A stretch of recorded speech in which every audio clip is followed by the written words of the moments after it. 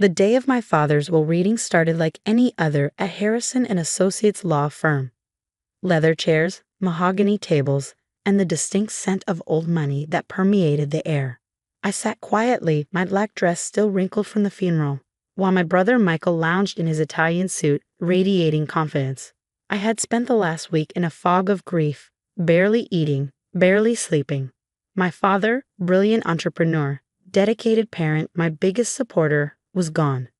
Meanwhile, Michael had spent that same week throwing parties at his penthouse, celebrating his upcoming promotion as he called it. "Let's begin," Mr. Harrison said, adjusting his reading glasses. The elderly lawyer had handled our family's legal affairs for 30 years. He unfolded a document, cleared his throat, and started reading. I, James William Porter, being of sound mind. I tried to focus on the words, but my mind kept drifting to my last conversation with Dad. It was just 3 weeks ago, over dinner at his favorite steakhouse. "Emma," he had said, his eyes twinkling despite his illness, "I've watched you build your consulting business from scratch. No handouts, no favors. Just pure determination. You remind me so much of myself at your age." He had reached across the table, squeezing my hand. "I've made arrangements, everything's taken care of. You'll be able to expand your business, help more people. Just promise me you'll keep building, keep growing." I had promised, tears in my eyes, not knowing those would be our last moments together. Mr. Harrison's voice snapped me back to reality. "And to my daughter Emma Porter, I leave." He stopped abruptly, frowning at the paper. Something flickered across his face, confusion, then concern. "This can't be right," he muttered, shuffling through the papers. Michael leaned forward, his smile sharp as a razor. "Is there a problem?" "According to this document," Mr. Harrison said slowly, "the entire estate, including Porter Enterprises and all associated assets, approximately valued at $12 million, is to be transferred solely to Michael Porter." The room started spinning. "That's impossible," I whispered. "The document clearly states," Michael cut in smoothly, "that Dad believed I was the only one capable of running his legacy." He pulled out a folded paper from his breast pocket. "I have a copy right here, if you'd like to verify." Mr. Harrison accepted the paper, comparing it to his own. "The signatures match, but what?" Michael challenged. "Everything's in order. Unless you're suggesting our father wasn't of sound mind." I stared at my brother, the stranger wearing designer clothes and a triumphant smirk. "Dad would never do this," I said.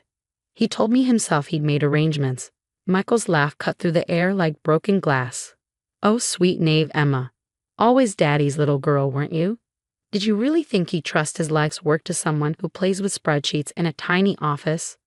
You don't deserve this inheritance. You never did." "Michael," Mr. Harrison interjected, "your sister's consulting firm has shown remarkable growth." "A consulting firm?" Michael scoffed. "Please, she helps small businesses with their accounting. It's glorified bookkeeping. Porter Enterprises needs a real leader." I sat there, numb, as Mr. Harrison continued reading the details. Every property, every account, every share of the company, all going to Michael. Even Dad's vintage car collection, which he and I had restored together during my teenage years. When the reading finished, Michael stood up, buttoning his jacket. "Well, this has been enlightening. Emma, I'll need you to clear out your office at Porter Enterprises by the end of the week. Can't have former employees hanging around, bad for morale." I had been working part-time at our father's company since college, learning the business from the ground up while building my own firm. Now Michael was erasing that too. "Mr. Harrison," I said quietly, "may I see the will?" The lawyer handed it over, sympathy in his eyes. The signature looked perfect, every loop, every curve exactly like Dad's. But something felt wrong. The words weren't his style, the tone too formal, too cold. "One more thing," Michael announced from the doorway. "I'm selling the lake house."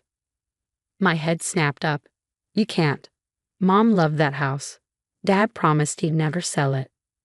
"Dad's not here anymore, is he?" Michael's smile was cruel. "And technically, it's my house now.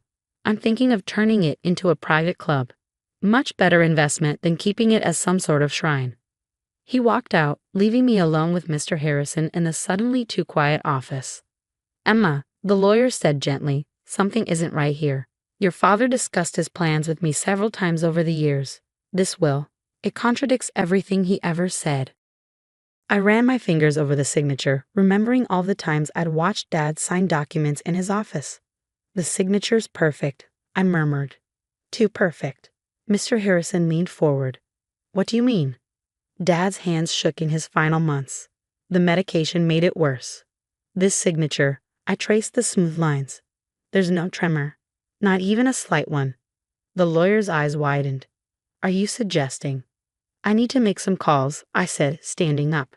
And I need copies of every document Michael submitted since Dad got sick. That night, I sat in my apartment, my sanctuary away from the Porter family drama, surrounded by papers, business records, bank statements, correspondence. I was looking for a pattern, a clue, anything that would explain how my brother had managed to steal my inheritance. My phone buzzed. A text from Michael. Cleaning crew comes to your office tomorrow. Better hurry if you want to keep your little plants. I ignored it, focusing instead on my laptop screen. Something caught my eye, a string of large transfers from Porter Enterprises to offshore accounts, all within the last 3 months. The amounts were carefully structured to avoid immediate suspicion, but together they painted a disturbing picture. My brother hadn't just stolen my inheritance.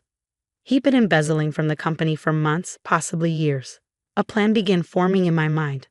I thought about my consulting firm, about the connections I'd built, the trust I'd earned in the business community. Michael saw it as glorified bookkeeping, but what he didn't understand was that I had access to something he never would: the loyalty of small business owners who formed the backbone of our city's economy. I picked up my phone and dialed a number. David, it's Emma Porter. Remember that investment opportunity we discussed? I'm ready to move forward. But first, I need your help with something. The game was about to change, and Michael had no idea what was coming. 5 years passed like a whirlwind. While Michael paraded around the city as Porter Enterprises' new CEO, I worked silently, methodically, building something he could never imagine. The day everything changed started with a phone call. Miss Porter? My assistant's voice was tinged with amusement. Your brother is here for his interview. I smiled, remembering Michael's desperate email from last week. He'd applied to Phoenix Consulting Group, my company, not knowing I was the founder and CEO. After running Porter Enterprises into the ground, he was now begging for a job at what had become one of the city's most successful firms. Send him in, I said, turning my chair to face the floor-to-ceiling windows. And Lisa, make sure the security team is recording. The door opened. I heard his footsteps, no longer confident strides in Italian leather shoes, but hesitant steps in what sounded like department store loafers. Please take a seat, I said, still facing the windows. Thank you for seeing me. Michael's voice had lost its arrogant edge. I've heard incredible things about Phoenix Consulting. Your growth over the past 5 years is unprecedented. I slowly turned my chair around. The look on his face was worth every second of the past 5 years. Hello, Michael. He nearly fell out of his chair. Emma? What? How? Surprised to see your glorified bookkeeper sister running a $200 million company? I asked pleasantly. His face went through a series of emotions: shock, confusion, anger, fear. This is impossible. Phoenix Consulting Group is mine, I finished. Built from scratch after you stole my inheritance. Ironic, isn't it? You thought Dad's company was the prize, but I built something worth far more. He tried to recover, straightening his cheap tie. Well, this is wonderful. Families should stick together. I always knew you had potential. Save it, I cut him off. Let's talk about why you're really here. Porter Enterprises is failing, isn't it? The offshore accounts are empty. The investors are asking questions. The color drained from his face. How did you? I opened a folder on my desk. 5 years ago, you thought you were so clever with your forged will and embezzled funds. But you forgot one thing. I'm actually good with numbers. I laid out documents one by one. Bank transfers, forged signatures, proof of systematic fraud. While you were busy playing CEO, I was building a network of the city's most influential small business owners. People you considered beneath you. They trusted me with their books, their secrets, their connections, and they were happy to help when I asked them to keep an eye on Porter Enterprises transactions. Michael slumped in his chair. What do you want? Want? I laughed. I don't want anything from you, but the SEC might be interested in these documents. And the police will definitely want to talk about Dad's forged will. You can't prove anything, he said, but his voice shook. I pressed a button on my desk phone. Mr. Harrison, would you join us? The door opened, and our father's old lawyer walked in, carrying a briefcase. Actually, she can prove everything, Mr. Harrison said. I've spent 5 years gathering evidence. Your father suspected you were embezzling. That's why he changed his will 2 weeks before he died, the real will, not your forged version. He pulled out a document. This is the authentic will, signed and notarized at the hospital. I kept it safe until Emma had built enough protection around herself. Your father left the company to both of you equally, but with a condition. Emma would have controlling interest because he trusted her judgment. Michael lunged for the document, but security was faster. 2 guards appeared instantly, their presence commanding respect. Don't embarrass yourself further, I said quietly. It's over. You've ruined everything, he spat. You and Dad never understood. I deserved that company. No, Michael, you deserve this moment, watching everything crumble because of your own greed. Dad knew exactly what you were. That's why he made arrangements to protect his legacy from you. I stood up, smoothing my designer dress, worth more than Michael's entire outfit. The SEC will be here in 20 minutes. I suggest you use that time to decide how cooperative you want to be. You can't do this. I'm your brother. You stopped being my brother the day you forged Dad's will. Family isn't about blood, Michael. It's about trust, respect, and integrity. 3 things you never understood. As security escorted him out, I turned to Mr. Harrison. Thank you for everything. He smiled warmly. Your father would be so proud, Emma, not just of your success, but of how you achieved it, through hard work and integrity.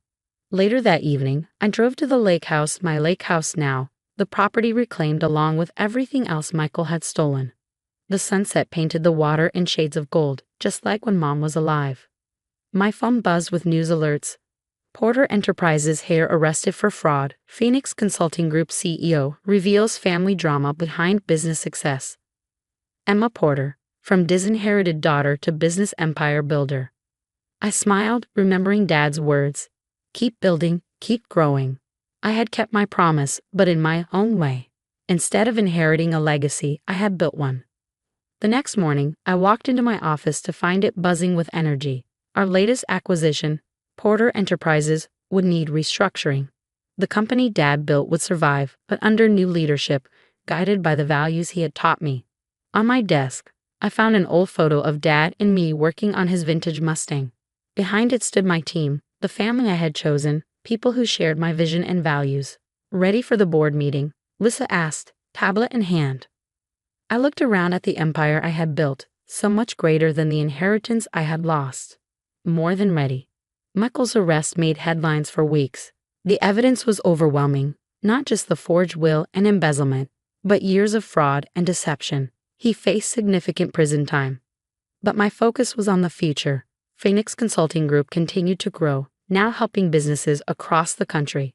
The lake house became a retreat for employees and their families, and Dad's vintage car collection. Restored to its former glory, each car a reminder of the lessons he taught me. 1 year later, I received a letter from Michael, written from prison. He begged for forgiveness, for a job when he got out, for another chance at being family. I wrote a simple response. The greatest inheritance Dad left wasn't his money or his company. It was his integrity.